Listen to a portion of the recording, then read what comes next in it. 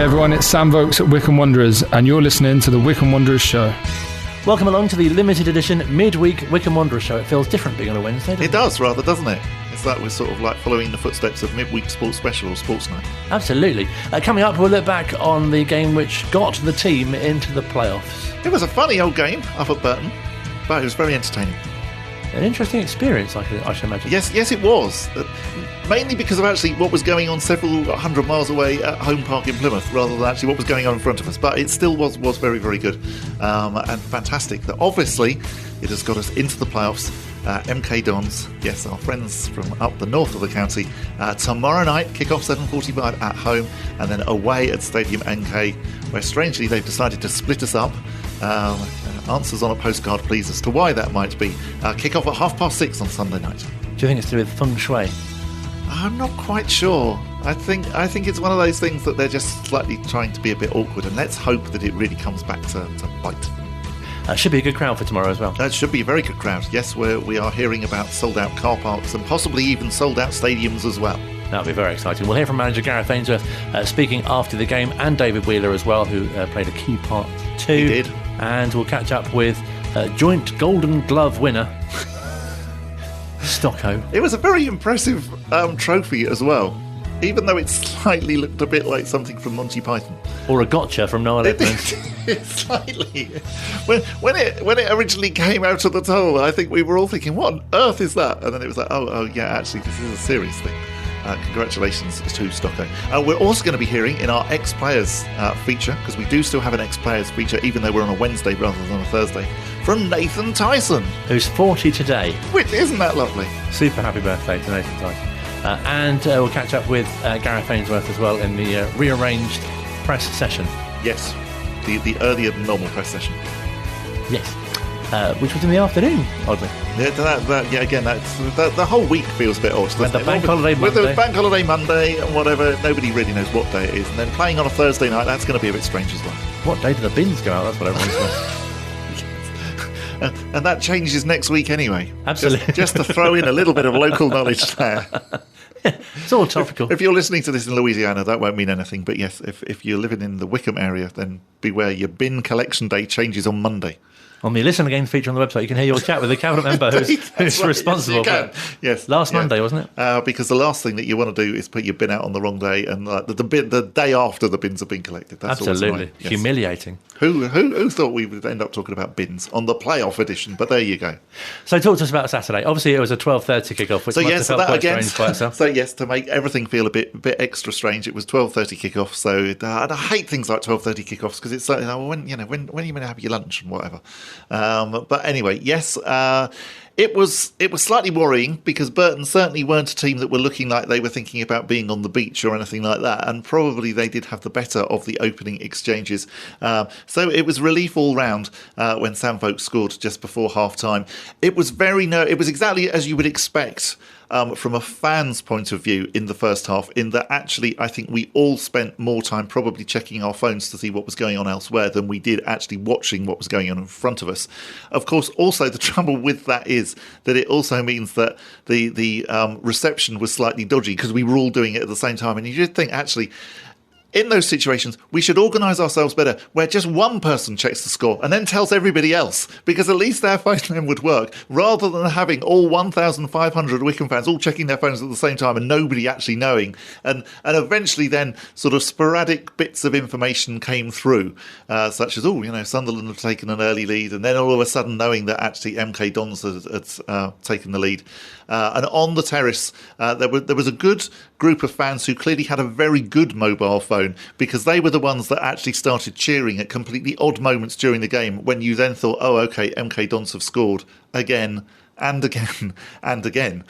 And so the really odd thing was that actually almost by half-time, it was fairly calm, because we all realised that actually things were probably going to be okay, and that we could even maybe lose and still get in the playoffs. So it wasn't nearly as nerve-wracking as I think we all expected it to be. I like the idea that there are fans on 5G or something going, that was us. They must have been, yeah. They were doing far better in the corner of the terrace than they were in the seats, because I'm a bit old now, so I chose to sit down. I like the fact that as well at Burton, you can decide, which that's much, much better than just being at a ground where it's all seats and then, of course, half the people stand up and then everybody has to stand up. Supporters going, I pay £100 a month for my mobile phone, but at least I get to know the score before anyone else. Indeed, yes, very, very important.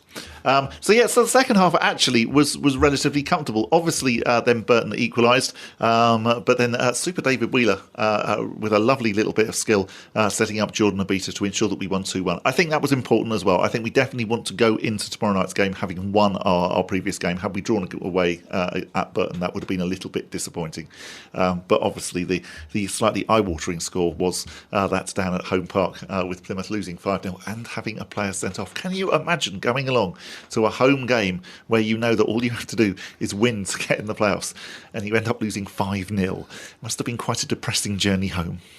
And really fitting as well that Sam Vokes, who before the trip to Burton was presented with the Players' Player of the Year, should get the goal as well. Yeah, absolutely. He's been fantastic, hasn't he? He's been a really, really good signing, really, really important, and wonderful that he got on the score sheet again. And I think probably of all the Wycombe players, I would imagine that he's probably the one that MK Dons are fearing most. Let's get the thoughts of the manager, Gareth Ainsworth, speaking to Phil after the game. The fans were fantastic. The players stood up to the task. It's not easy playing against a team that, they didn't have much to lose. Burton, I was saying, you're playing cat and mouse against a team that doesn't mind being eaten, and that's hard because, there's nothing to lose for Burton. There was nothing to lose for us today, but in a way there was. I felt like we could have got in those playoffs. Results went really well the other way for us, but the boys had to do a job today. Fair play to Burton, they put up a great fight, and I like this club because this is very, very similar to us. They've been in Championship when everyone didn't want them there, and they're trying to survive in League One and build themselves back. Testament that it can be done, and again, Rotherham going up again, great. Such a small, unfashionable club. Wycombe Wanderers, we're in the playoffs. People wouldn't have said that they fancied us to do that.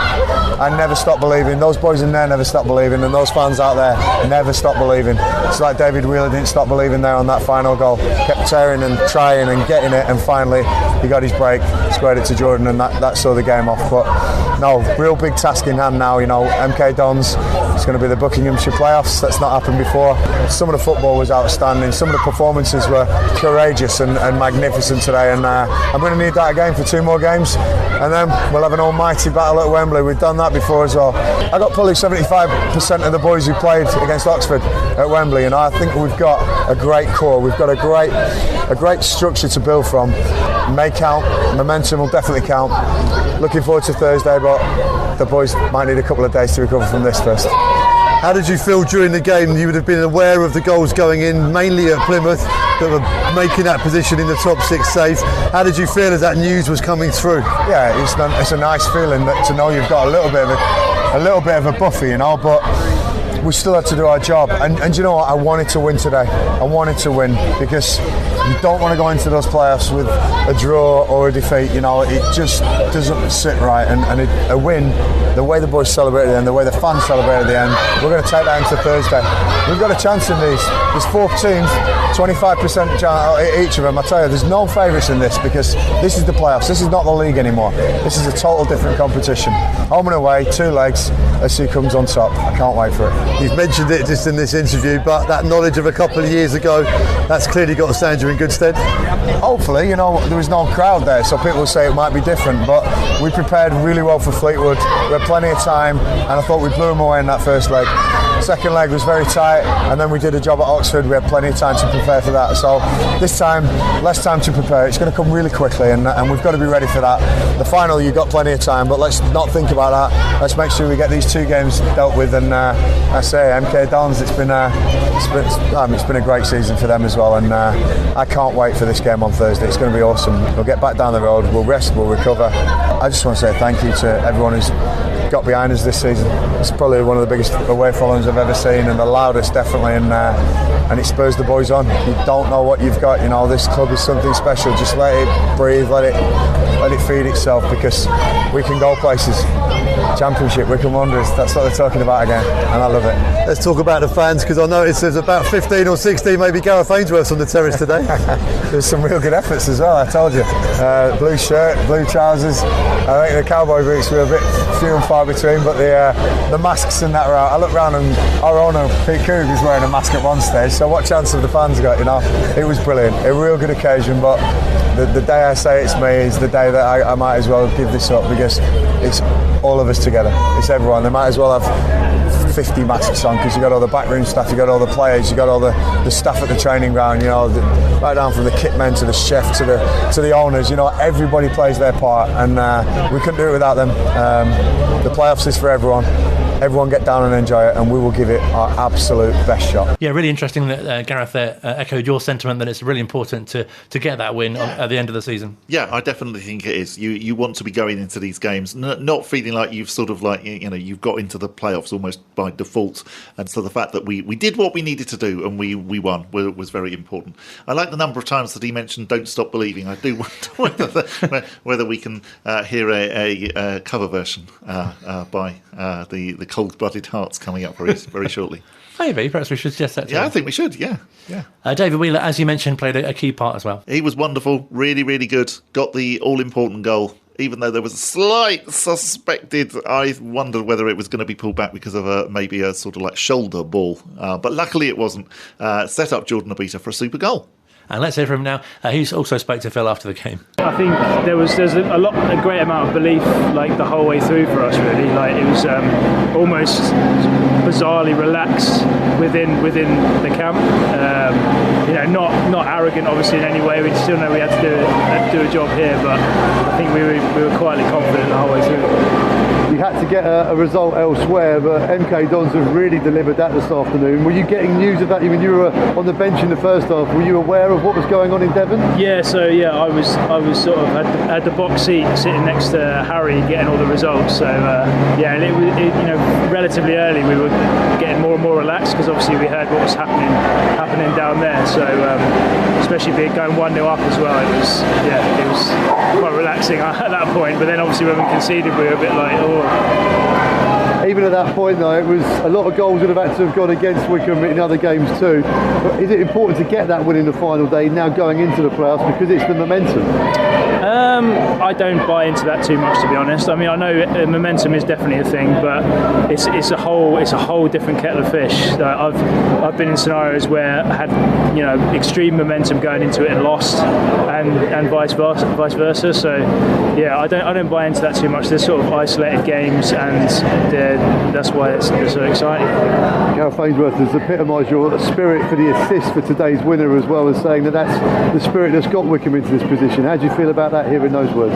Oh yeah, it's great. Like always good to feel appreciated. But you know, for me, I'm just really chuffed that I could make that contribution in, you know, such a high profile moment, I suppose. And that's sort of why you keep going, why you keep battling in training, why you keep focused and keep going, and hope that moments like that you're going to be needed for. And it sort of was like Wycombe from old, like, you know, making something out of nothing. So yeah, it's good. And let's talk about the playoffs. MK Dons, a team that you know well, of course. It's going to be a spicy couple of games, isn't it? Yeah, I mean, like you said before, they are the form team. They're playing at the top of the game at the minute, and they obviously just had an incredible result against Plymouth, and it's going to be a really, really tough ask for us. But you know, on our day, we could beat anyone in the league. So you know, we've got no problems whoever it is. Quick turnaround as well between the final day of the season and then the first semi this Thursday. Yeah. I mean, I prefer that. I think it's just, you don't, the 2-week gap from the semi-final to the final is not ideal, because you're sort of trying to get out of the way of each other in training, and you just want to go in and play it. But yeah, it's nice we can just roll into that after a win. Talk about the fans today. They were here and they had a wonderful time. I think obviously they were getting the news coming from Devon as well. It was a real party atmosphere on the terrace and in the seats here for the away fans today.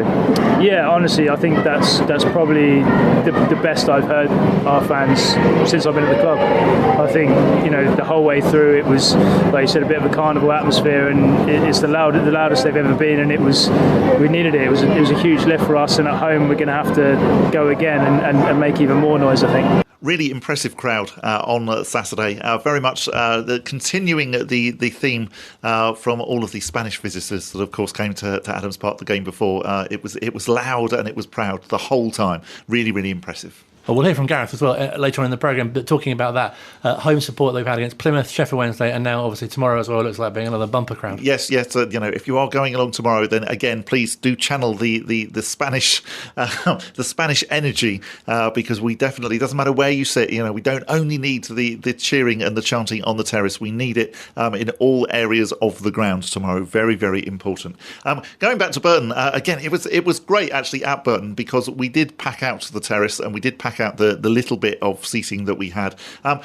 Quite an unusual ground, the fact that it's got the terraces on three sides, and also as well very much the fact that absolutely anything and everything at Burton can be sponsored. So it doesn't matter what it is. Even the additional time was sponsored. I think the additional time was sponsored by something like Sheep Pens of Burton, which was slightly strange, but not quite as strange as the substitutes, who were sponsored by Burton Doggy Daycare, which, it sounded like a Monty Python sketch. It didn't quite make sense. And you've also then got the advertising holdings for Don Ammett, King of Caravans. Very, very impressive. Sounds like you need to get in touch with them with your dog leads. I know, I did think that when they said sponsored by Burton Doggy Daycare. It was like, I think you actually need some dog leads. Still to come on a limited edition midweek Wycombe Wanderers show for 1 week only. We will be hearing from goalkeeping coach Lee Harrison, along with David Stockdale, the joint Golden Glove winner. Stocko. Also, though, coming up next, a brilliant chat with Nathan Tyson. Online, on Radio Player, and on 106.6 FM. This is Wycombe Sound. Still to come on the strictly limited edition midweek episode of the Wycombe Wanderers show, we'll hear from goalkeeping coach Lee Harrison, along with David Stockdale. Luke will join us to also pick out our end-of-season predictions, which we made at the beginning of the first show of this series. Find out which one of us was closest as to who we thought and where we thought Wycombe Wanderers would end up in their League One chase of a playoff place. Were we optimistic? Were we pessimistic? Were we realistic? Were any of us right? All those questions and more to be answered. But first, with big thanks, as always, to the Wycombe Wanderers Ex-Players Association. I've been catching up with former forward Nathan Tyson, who celebrates his 40th birthday today. Spent 2 spells at the club, of course. And here's how it all started for him. One of my older brothers, they took me because I couldn't drive. And, having a look around the pitch, at the ground, just automatically, I just already thought, this is really nice. Obviously, I played some reserve team games there for Reading, and then obviously turning up there, I just thought, this is nice. The lads were fantastic. Meeting Jim, the kit man, in his little room tucked away with some very controversial posters on his wall, which is quite a sight to see. And then just obviously training with the boys, and then obviously my first game was against Grimsby at home, and I think I made 3 assists there for Luke Moore, who scored a hat-trick that day. And unfortunately, I got stretched off. Well, I had to come off that game because one of the Grimsby players didn't like me doing so much running, and that he took me out. My knee kind of went, and I had to spend, I think it was a week or so back at Reading until I came back. But you must have been so pleased with how well you literally hit the ground running when you came to Wycombe, and the goals that you scored, and the rate of goals as well. And obviously your pace was something which the fans really took to as well. Yeah, it was just, I think it was just playing without fear. I mean, especially when I first come on loan, Wycombe were bottom of the league. And, you could tell that there was a shift in change. Obviously, Tony Adams had taken charge, and I don't think some of the players were warming to his philosophy of the way to do things. If Tony Adams got the job now, I think he would have been more of a success there, because people would have already known what to do, like how to look after themselves off the field, and how to produce the performances on the field. So he was a bit of ahead of his time, especially at that level, League One, the old Division 2. He was ahead of his time. He tried to bring the Arsene Wenger's kind of theory into, how to look after yourself, what to eat before games and stuff. And, it kind of fell a bit on deaf ears. But, after that, yeah, the goals that I scored. I've seen some of the goals on some old footage, and it's just, it was just amazing. It was an amazing feeling, especially when John Gorman took charge as well. Football just became fun. It became enjoyable. It wasn't massively. There wasn't loads of pressure on you. You went out there and enjoyed it, and we had a real good group of players. And obviously something that really stands out and it must have suited your game so much is obviously the attacking style of play that John got the team doing. Yeah, it was. It was just, it was phenomenal. I mean, this sums him right up. We were obviously playing Aston Villa at home. We've gone, I think it was 3-1 up. We're coming at half time, and us players, we're thinking, right, we're 3-1 up against a Premier League team. Their fans are going crazy at the manager. And we're like, we've got them here. We can win it. We can win this. We just need to see out the game and don't concede any other goals. John got, so that's what us players were thinking. He's come in. He said, "Let's get 4. Let's get 5. Let's get 6. Come on, boys, are in for the taking." And lo and behold, we end up losing the game. And John come in after the game and said, "Sorry, lads, I got a bit carried away there." But first half performance is obviously what we've got to take into account for the rest of the season. But that was John. He at the time, he fantastic guy, absolutely fantastic guy. He's up there as one of my favourite managers. And for me, he just made training enjoyable. He made playing enjoyable. He'd come in with a smile on his face, especially even if we lost on the Saturday, even in the debriefs meetings, if we'd lost on the Saturday, he was just so upbeat. He was shaking everyone's hands as everyone comes in. He was, he was a joy to work with, and forever in debt to him for getting the best out of me at that time. And obviously your goals to game ratio is outstanding, but I guess the sort of group of players that you had around you was to be credited for that as well. Yeah, definitely. Some players have played with there. Obviously, you look at the likes of Roger Johnson. I mean, Russell Martin was just coming through, but obviously Blooms, Rob Lee, Tommy Mooney. The list goes on. The players, they're just fantastic players that I got to work with, and being up front playing with Tommy Mooney, learning from him was fantastic. And of course, like Danny Sender and Gus Uhlenbeek, they were flying down the right hand side, and it was just a joy to be part of. And I do believe that had I stayed, I think we would have gone straight up, to be fair. And it was just a shame that they didn't do it that year. But obviously after that year, the squad kind of dissolved a bit, and it is where it is now today. But to be part of that group, we definitely underachieved as well. Did you have a real sense of pride as well to be the club's leading EFL goal scorer for such a period as well? Yeah, it did. Obviously it was great to be a part of it. I mean, I'm surprised it lasted for so long, but I'm forever grateful for that. And it was something that I'm very, very proud of. And it just brings, every time I think back to that, it brings back a part of me that was just so carefree in my play. And that all comes from the manager, that comes from John himself and my teammates in and around me. Everyone blossomed, everyone became better. And you only have to look at that first half against Aston Villa, that we were just, it summed us up. That was a John Gorman team there. You can argue and say Aston Villa went at the races, but they still need to be beaten for one half, albeit.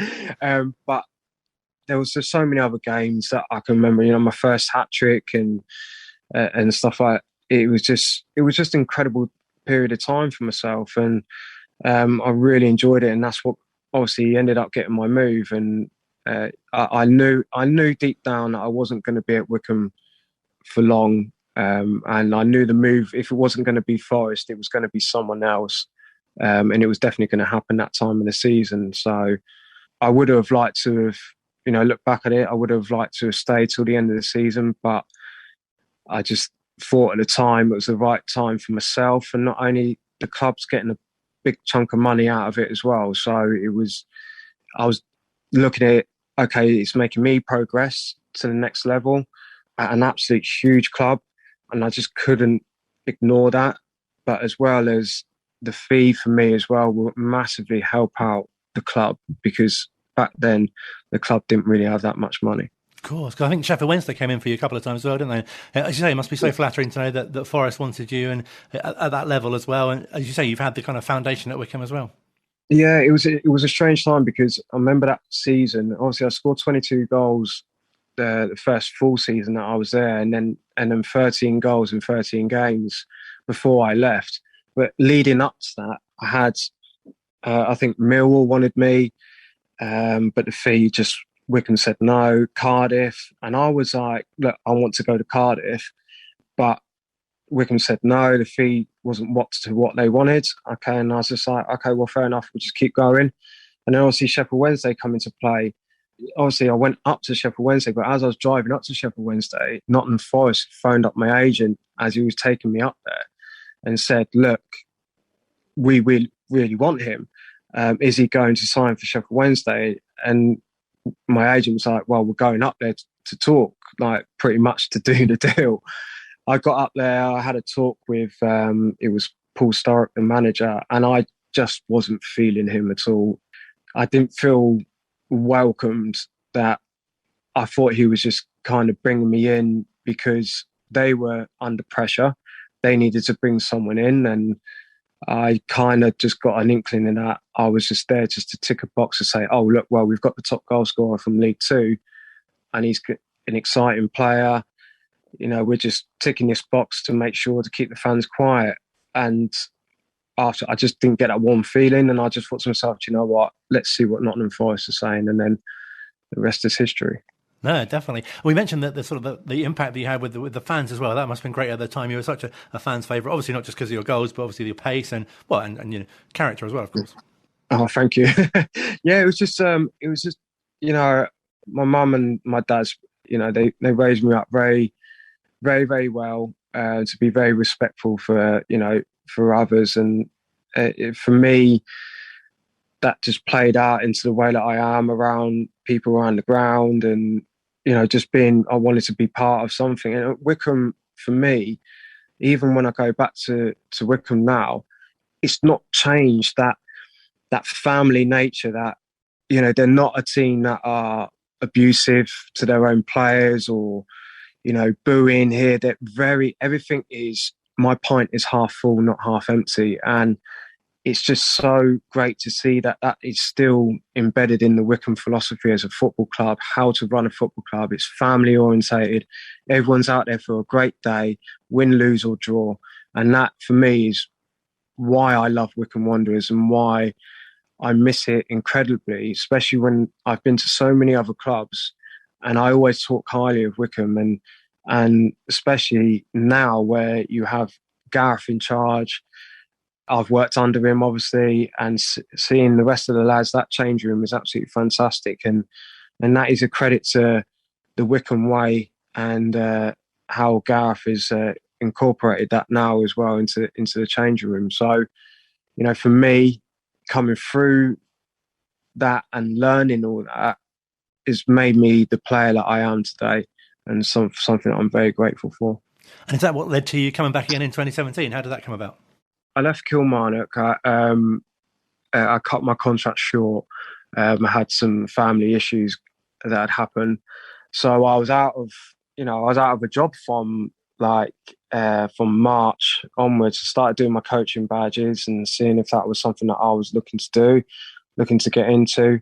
And then, funny enough, just had a phone call from the goalkeeping coach from Baz, and he just said, you know, do you want to come down and have a look? And I spoke to Gareth and I spoke to Dobbo, and the rest was history. I went down there, trained, played against QPR under 23s, and Gareth liked what he saw and I liked what was going on. And yeah, it was good it was fantastic to be back. And I thought to myself, yeah, I want to do this. And then the deal came about and I was happy, you know, ticked all the boxes, and that was it. And I just thought to myself, right, I want to be part of this. I want us to get promoted, and it was just a fantastic season for everyone. I was going to say it was a great time to come back, but also really nice, I think, for fans to have, you know, sort of a former fan favourite to come back as well. Yeah, it was good to see so many fans that were there when I first turned up, and that was just so refreshing to see. Just so many familiar faces, obviously, especially Blooms, seeing him again and, having another season with him. It was just absolutely fantastic. And everything I say about Wycombe is just so upbeat, because I wore that shirt with pride, because they did a lot for me when I first went there. And I was like, okay, well, I've come back now. I want to make sure that I can do this club proud and give them something back, give them a medal at the end of the season. And that's what happened. But yeah, it was just, coming back and seeing so many familiar faces, the fans chanting my name, and it was just very, very great and very, very lovely to see and hear. Obviously, you touched on the fact that you've been to a number of clubs. What would you say is so special about Wycombe? Like I said, it's just the family element of it. It just, the ground is fantastic. They do their best of what they got, and that's all what Wycombe has been. They've never punched too high, and they've never punched too low. They've always just been where they are. They stayed in their lane, and they're saying, like, this is the Wycombe way. This is what we're about. We're a family club. We want people to enjoy the occasion, and they do everything. But they, to be fair to Wycombe, they actually do things better at their level, and that, even at championship level, than a lot of other clubs do. They look after their fans, and it's just a good aura about the place, and that for me is what being part of a football club, supporting a football club should be. Whether you're fighting relegation or whether you're trying to get promoted, that's what a football club should be.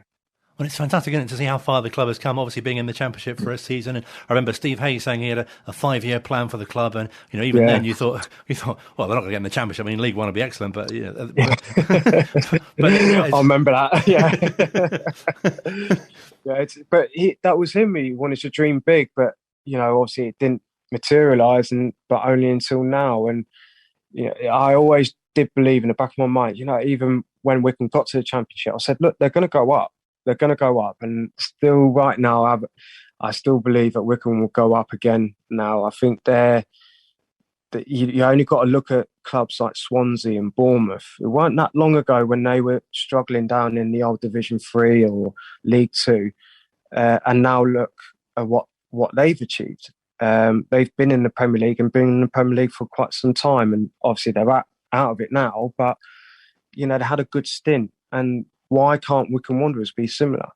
For me, they have a very similar fan base to say Bournemouth, very similar size ground-ish, should I say, that what Bournemouth has. And Bournemouth just had massive investment, and that's how they got themselves to the Premier League. Wycombe aren't far away from that, but they're doing it their way, and they're doing it on their accord. And it's just fantastic to see how the club has changed and how it's growing in stature, and they could be a team that continue up, onwards and upwards.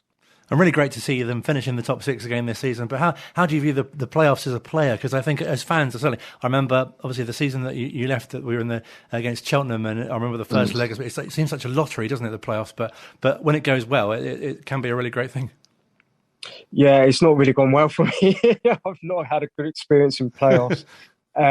So it's a strange time. It's obviously, it's obviously like a cup final, it clearly is a knockout phase. I don't know. Some players get really nervous. Some players don't perform. Some players do perform, but you've got to keep a level head about it. I mean, I'm not the best person to ask. I've only ever managed to get promoted through the playoffs once, and that was with Cheltenham when I was on loan there. All the other times I failed at in the semi-final stages as well. So it is a nerve-wracking time, but it's an exciting time, because you just need to think about each game, especially in the Football League. You got the 2 games. Just got to think about the first game, get the win, and then progress onto the second and see where you're at from there. But I believe Wycombe can do it. I definitely do. They've had a good run into the playoffs, and that's the most important thing. You need momentum into the playoffs. No, definitely. It feels a really positive feel about the club. And I'm sure fans will be keen to know sort of what you're doing these days and what's next for you. Obviously, brilliant to see you at Good Friday as well for Blooms' game too. Yeah, well, I'm currently still at Chesterfield. I'm still looking to play as long as I possibly can, so it might mean me having to drop down another level or two. I don't know. I'm going to see what happens at the end of the season, but, we're trying to secure a playoff place ourselves and, hopefully, fingers crossed, I can be part of it. If not, I'll be cheering the lads along and making sure that they get the job done. But, I just want to play as long as I can, especially, at the highest level that I can possibly can. So I'm still fit and ready. I've not played many games this season, so, I'm ready to go for next season, whoever wants me anyway. Oh, fantastic. It's brilliant to hear that you are still playing, especially at the ripe old age that you are. A great happy birthday for your big birthday as well. Oh, thank you very much. Thank you. Online, on Radio Player, and on 106.6 FM. This is Wycombe Sound. Still to come on the unusual Wednesday evening Wycombe Wanderers show, very much a limited edition.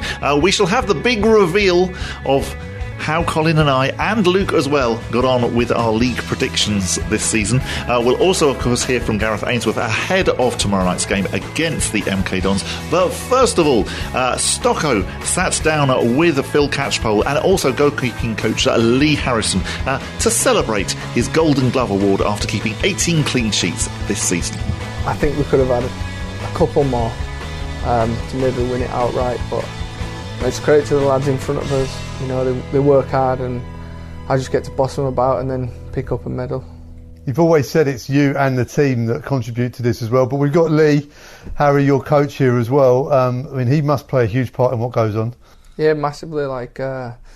He's got my number, so he just rings me on.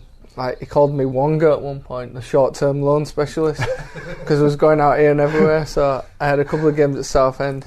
He must have seen my potential, so he brought me here and moulded me into the goalkeeper I am.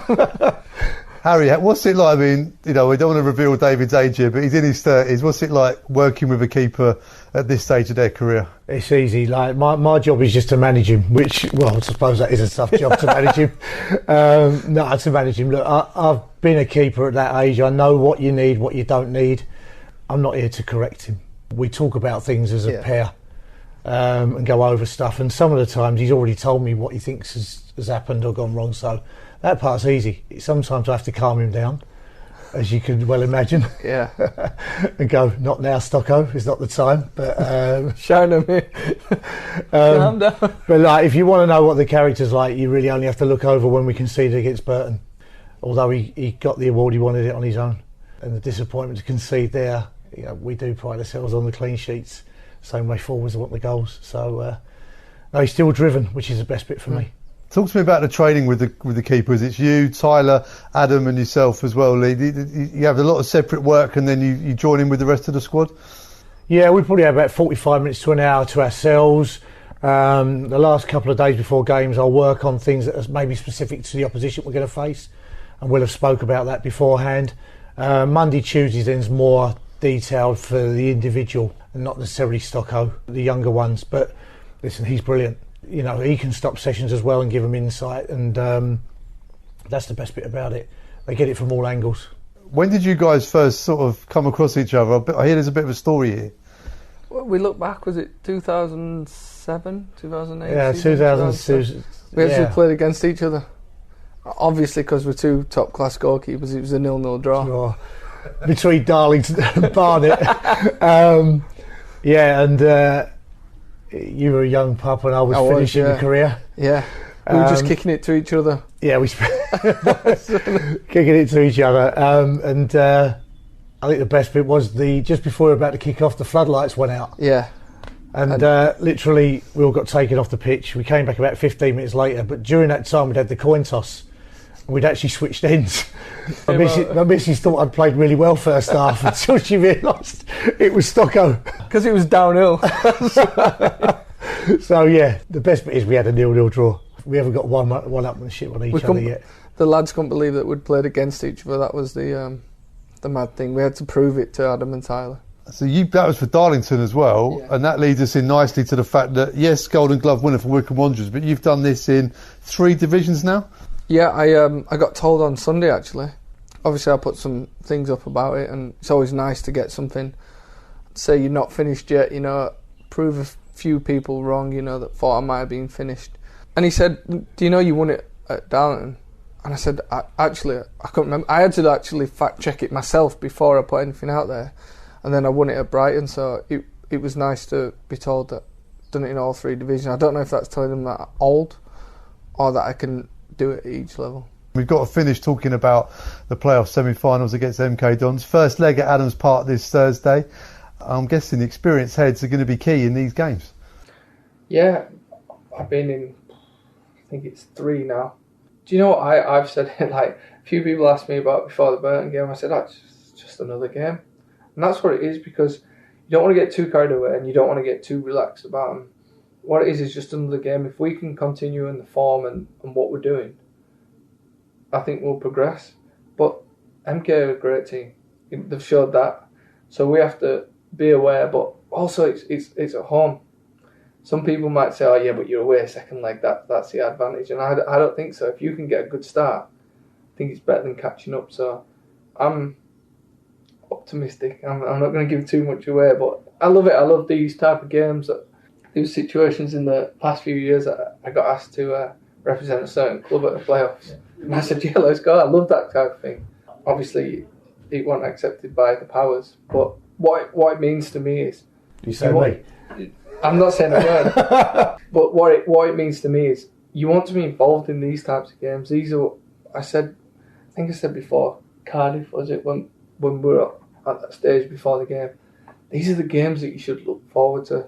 I know you should always get up for your Tuesday night games at Stoke and Wycombe, as they say, but these are the games. We've worked 46 games. We've worked to get to a game that obviously we'd have liked to be in second place, but we worked so hard to get here. Don't waste an opportunity. And there's lots more of that chat with Phil Stocko and Lee Harrison on Wanderers TV.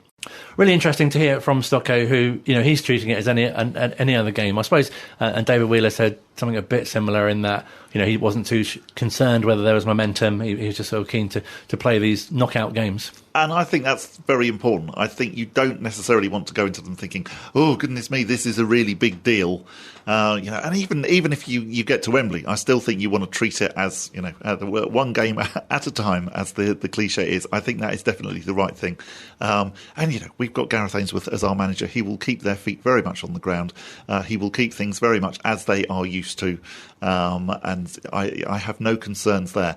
And again, to go back slightly to the ridiculous thing about the fact that MK Dons have split up the ticket allocation, so we've got some fans in one corner of the ground and then other fans in the other corner of the ground. I think the one person that you don't want to play mind games against is Gareth Ainsworth, because he will use that completely to his advantage. That'll be one of the things that he'll be saying to his team before they go out. He'll be saying, look at the disrespect. We've not done anything silly like that with MK Dons. We haven't restricted their allocation. We've treated them as you would expect to be treated. They haven't done us the same. So actually make sure that you go out there and you prove a point tomorrow night and on Sunday. We'll hear from the manager in a few moments' time. But first, Luke joins us. Hello. Cast your mind back to the very first show of season 2. Before Accrington Stanley at home? Good memory. Well done. Yes. Have you looked that up especially? No, I haven't. No, I remember. We carried on. Tradition sounds a bit strong, but we've only done it once before. But it's a new tradition. Yeah, exactly. We didn't do very well then. No. So we may have over/undercompensated. What do you think? Do you think you did well or not? In case you're wondering what we're talking about, this is our predictions of league positions. So we didn't explain that yet, have we? We all decided, or we all said where we thought Wycombe would finish, and it's been sitting in a special social media. Yes, we also did we allowed you to take part as well. So it's been sitting in an envelope here at Wycombe Sound Towers with a big message on it: "Do not undo until the end of the season." It's been pinned to a post like one of those protesters at Everton. And then they'll bring on the bolt cutters in special Wycombe Wanderers colours. So yes, Luke is now undoing it. Do you think you've done well? I think I said the playoffs. Okay, but I can't really remember. This is a bit Eurovision, isn't it? Ooh. It is. Well, this is very interesting. Okay, so you've got some on the back as well. Yeah, it's exactly the same, actually. That's a bit strange. Okay, so actually they're both the same. I can confirm they're. So Bob, yes, you said second. Oh, okay. So I didn't go playoffs. I went automatics. Colin, you said third. Did I? You did. Oh, well done. So social media by 76% said promotions playoffs. Yeah. And then I was one out and said fifth. Although I think originally I said sixth, which is even more annoying. Yes, but I'll take fifth. No, okay. So not would be better than last season. You win the David Stockdale. Do I get one of the little golden gloves? You win David Stockdale. Yes, I'll take that. He's just going to come round to your house for a few days. It's not legally binding, is it? No, I don't think so. No, don't worry, David. No, don't worry. Luke did buy him that nice whatever it was that he likes to drink. Oh, that is true. Yeah. So I think him and Luke are, It makes up for the fact that your games are usually jinxed when you go to them as well. I've done well this season, I think. Yeah. Maybe not tomorrow. Marooned on the pitch. Yeah, that is the problem, and it's on TV tomorrow, so everyone can laugh at me. Watch out for that. Yes, look out for Luke. Luke's best He'll bits. be standing around as they're coming out, looking slightly awkward. Yeah, that's me. Yep. Let's be run over by all the players. You'll then see the trainers running on in the way that they now do. They do. We had that at Burton actually on Saturday, where all of a sudden there was a bit of a commotion in the crowd, not from the Wycombe end, but from the Burton end, and all the Burton physios ran over and saved the day. I think that was all okay as well. But it's very impressive. Oh, nice. Last week on the show, you gave some breaking news, didn't you, about some possible managerial interest? I did, yes, indeed. So whilst we were actually doing the show, QPR announced the fact that Mark Warburton's contract was not being renewed at the end of the season. We also had already had the news that Tony Mowbray was stepping down as Blackburn manager, or again that he had not heard about any contract renewal, and since then it has been confirmed that he will be leaving as well.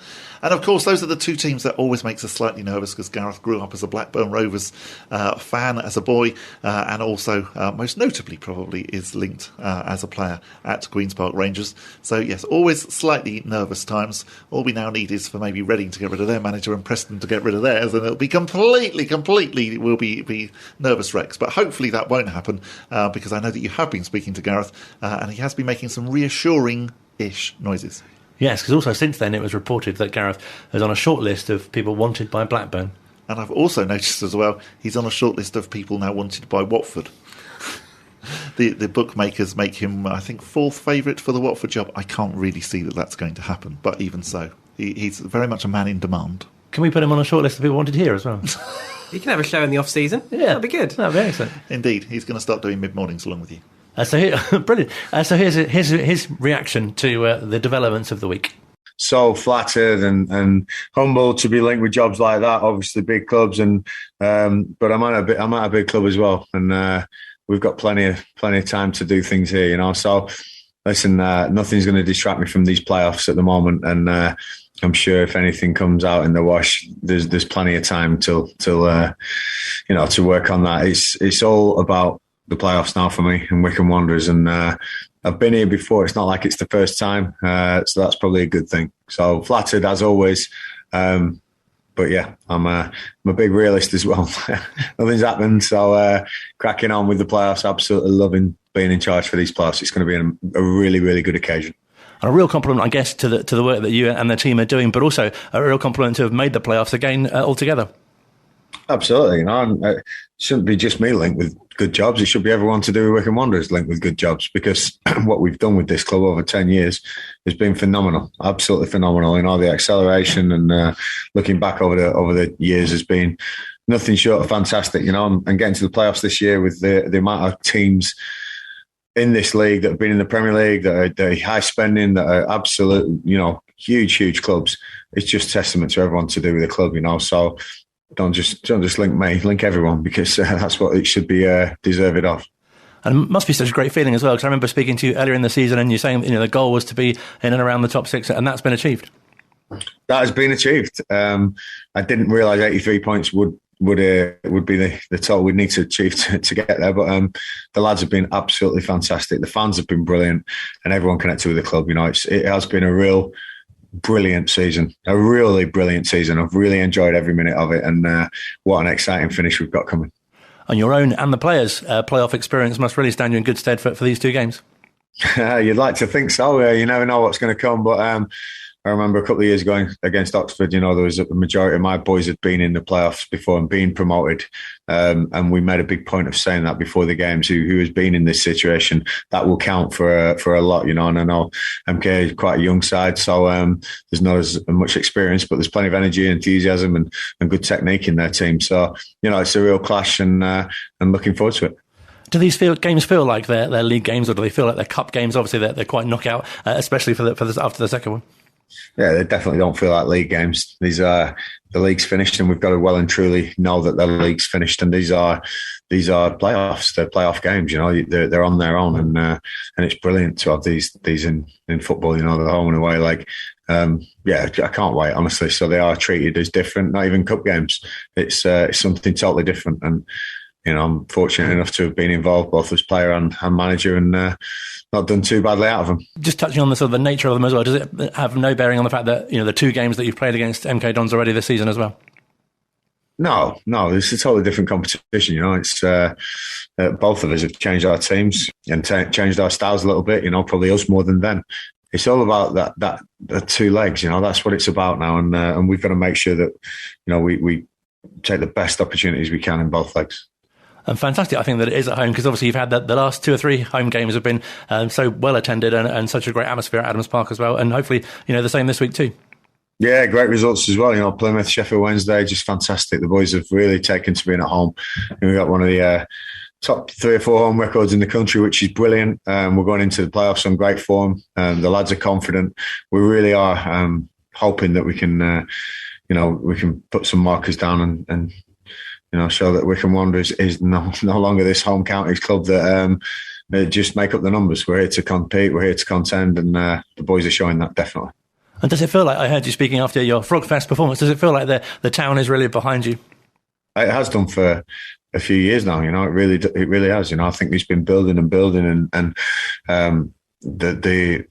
we stretched it as far as we possibly could with the trust ownership, absolutely as far as we possibly could. And we needed the lifeline of the Courage coming in and just took us to another stratosphere, another level. And I think sometimes you wonder what you could do with a bit of resource. You wonder what you can do with just that a bit of investment, never mind a lot of investment. And I think we're proving that we're a good team, and we're still not frivolous. We're not chucking stuff away, but we've been given a chance and working alongside the owners and the fans getting bigger and even my staff has increased a little bit on the football side. This is now becoming a proper football club for the first time, really, because it's always been Wycombe. The non-league history is brilliant and fantastic, but we kept a lot of it with us. And now to be considered as a championship outfit, you have to break some shackles off and you have to start moving forward and becoming this totally professional team. And I really believe that we're making some superb strides going forward. No, it feels really fantastic because so many people that speak about Wycombe and obviously have seen that they've been in the Championship and now in the top part of League One. It must feel like sort of a new almost era and the great progress that the team's made. I think you're right. I think it is a new era, and you talk about the years and what years they are. These are definitely touching the Championship years, and I'm hoping that they'll be remembered as that. Who knows? Who knows where we could be in a few more years? But to be considered as to have the Championship name spoken in the same vein as Wycombe Wanderers, honestly, and be honest, all fans, did you ever believe that would happen in the near future? Because it seemed a million miles away when we were scrapping away at the bottom of League Two. But we're here and we're going to take our chance, and that's what football's all about: timing, chances, opportunities, and when you take them and when you don't. And we're definitely trying to take everyone we possibly can. So fans will obviously easily well remember how well the first leg started against Fleetwood. I guess you'll just be asking for the same from the players on Thursday. We can have a goal after a minute. That'd be very welcome. But do you know what? This is a fantastic side. They're a very, very good side, and we're going to have to be at our best, as we have been likely to beat them. But there's no teams that we fear in this league, and that's really important to reiterate. We are contenders. We are feeling like we're on a par with some of the big boys. They beat Plymouth 5-0 last week. They had a man sent off Plymouth, and MK had a lot to play for, but so did Plymouth. So that was a great result from them. But I think it's a different game, a different competition, and it'll be approached differently by everyone, I'm sure. And I know you spoke after the Burton game as well, but fantastic to have ended the season with a win and also to continue that momentum of the last 12 games. Yeah, 12 unbeaten with, I think, 8 wins in there, which is, I think, better than last year in the Championship, which is, again, testament to the boys, how they really push on that second half of the season. We have great sports science and medical department. I keep saying this, and they get my boys in tip-top condition for me. We're a team, we're an absolute team, and it takes everyone in this team to create what we've got at the moment. A real good squad, and we've got, hoping to have a few of the injuries back as well for these playoffs. That was always the aim. Your likes of Hanlon, Mamete, we're glad we're in the playoffs because they would have been back for those, and we're in them now, boys, so take your chance. And just finally, your message to fans ahead of these two massive games. Get behind your boys, really get behind your boys. I say to the boys, all that hard work for 46 games, don't let that go to waste now. Don't fear anything. Just get behind and embrace every single moment of that football game, because it's going to be an absolutely sensational moment for Wycombe Wanderers. Fans in the building, League One playoffs. It's going to be a brilliant atmosphere, and I can't wait for it on Thursday, and then going to MK on Sunday. It's just what football's about, and I can't wait to embrace every single moment, and I want the fans to do exactly the same.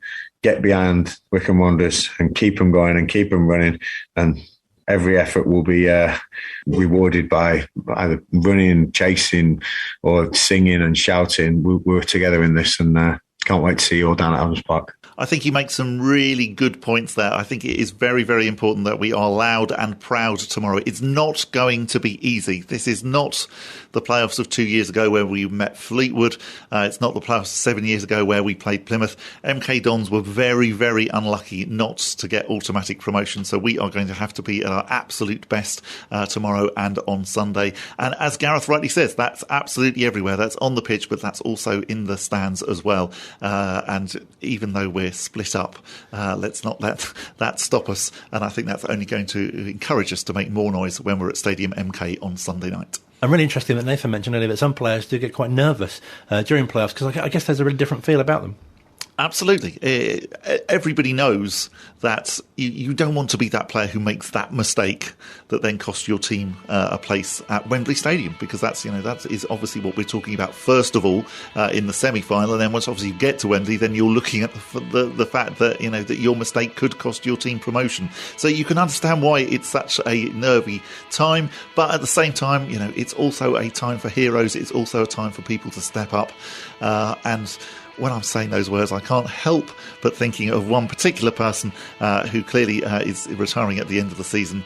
And again, if you were making a Hollywood film of Wycombe's season, clearly you would end it with Adebayo Akinfenwa scoring the winner at Wembley. Oh, very nice way to end this week's show. Thank you so much. Enjoy tomorrow night. I will indeed. Yeah, looking forward to it. I will be loud and proud. And so please, yes. So I'm not just singing on my own. Make sure you join in too.